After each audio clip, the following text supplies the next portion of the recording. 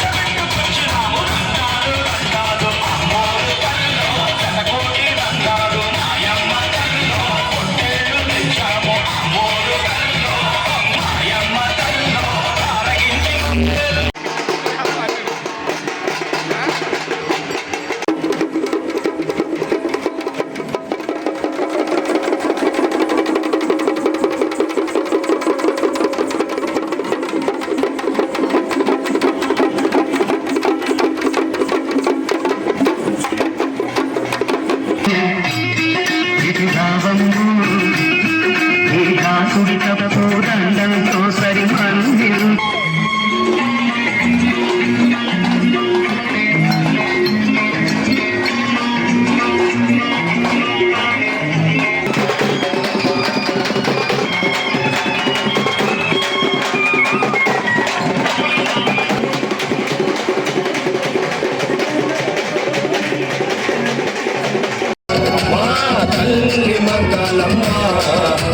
కళ్ళు తీరబోసి మంకాళి సింహములే పైకి లేసి గాండ్రించి పులిలాగా అరిసి అదో నల్ల గుడ్డు ఎర్ర చేసి మంకాళి